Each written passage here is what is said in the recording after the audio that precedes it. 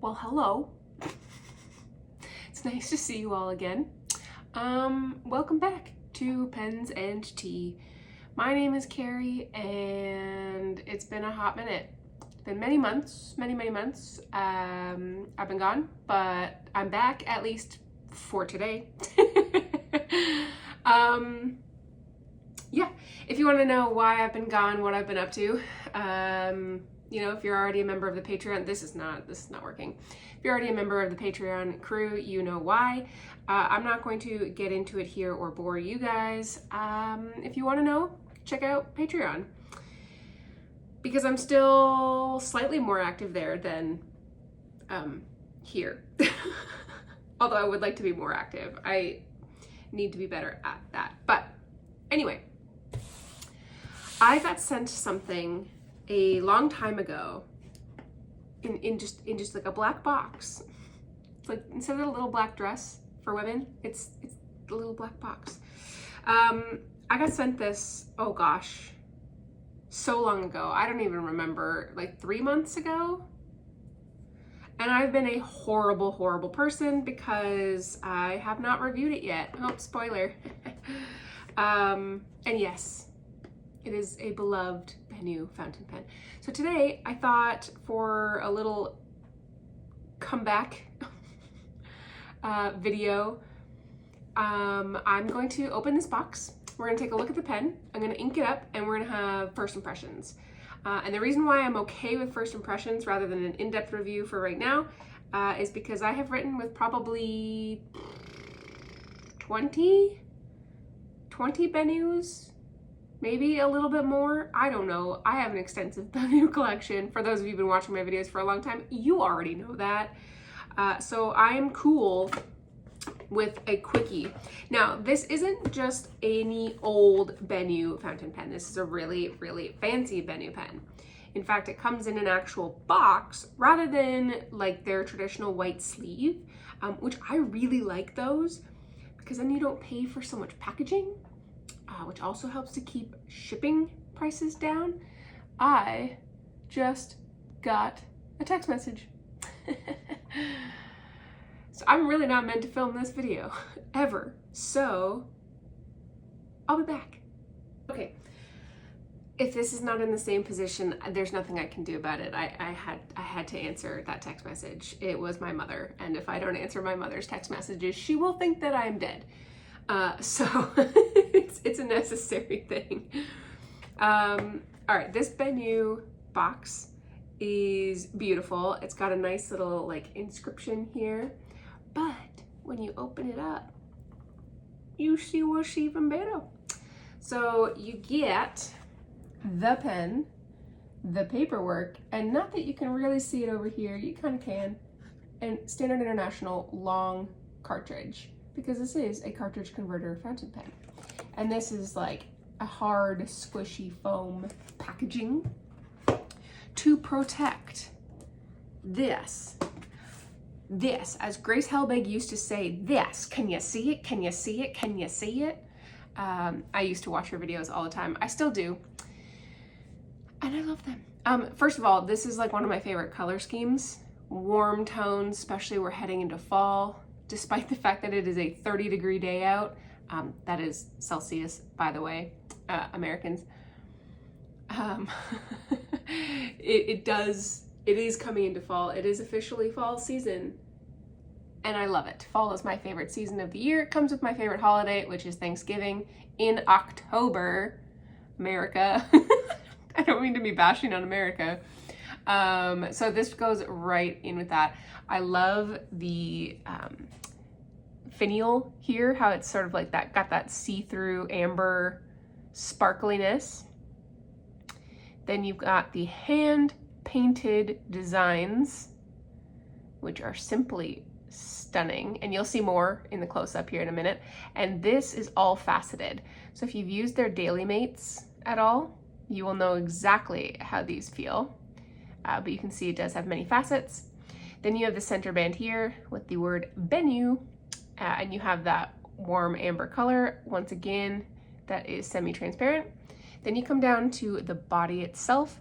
This is not faceted, this is smooth, And you have, of course, your cup of coffee. You've got your pen. You've got the brewing device for said coffee. You've got all the wafting deliciousness of the coffee aromas. And then towards the bottom, you see some coffee beans, and it tapers slightly. So she starts off as a bit of a chonky girl at the top finial, but comes down to a nice, slightly less chunky point at the other end. It is a screw cap, comes off that way. And then you have the same material that is in the finial. You've got that transparent, warm amber color for the grip section and all of the threads, which are super duper smooth.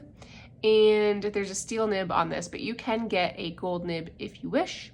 So I have a fine steel Schmidt nib with a plastic feed. Then, like most pens that are cartridge converter, you unscrew the body to reveal the cartridge converter. Now, this is where you can put that Standard International cartridge full of ink that it already came with, or you can put your own bottled ink, which is what we will do today. So, let's do it. Okie dokie, so I figured it is a coffee fountain pen. I have to put coffee ink in it, right? Like, it would be a crime. It would be criminal if I didn't. So I put an ink from KWZ in here. It smells like coffee, and it does. It smells like a latte, that creamy, sweet latte smell. Not the same as like the bitter black coffee, but either way, it's delicious. So we will dip the nib all the way up to the grip section where the breather hole is. Doop-a-doop-a-doop.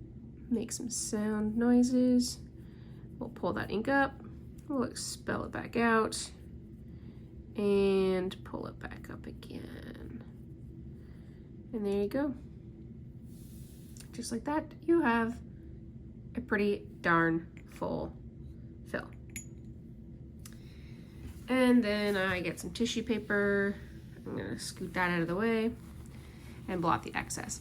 Now, I don't normally show fillings on this, but I want to today, just because I do want to show you something to pay attention to, and that is right here.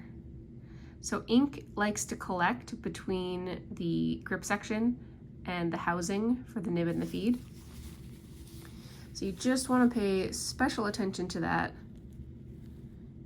and give that a good wipe away. Just, you know, so you don't get it all over your fingers. Not that it really makes a huge big deal. Looks like there's some ink on the inside there, which is interesting. Not that it makes a huge big deal, you know, if you do get ink on your fingers. Fountain pen ink is water-based, so it comes right off. It's a little soap, a little water, no biggie. If you get it in, like, for me, I have exceptionally dry hands because I wash my hands like 17 times a minute. So there you go, I got some ink on me. Like, it'll get stuck and stain potentially depending on the type of ink you have in like your cuticle overgrowth. Let's just cap this up here. But for the most part, it's totally fine. Okie dokes, we're gonna bring in some Clairefontaine paper here. And let's see if it writes. Oh, yep, it does, good. So we're gonna bust out the OG. So this obviously is graph paper. I don't really like graph paper, but I bought a ton of different types of paper to test them out, to find out what I wanted to take to school. And I thought, the background jumps over the lazy. I can't talk and write at the same time. I thought I'd try out graph paper because I do have to take some math courses and some pharmacological courses and things like that. And I hate it.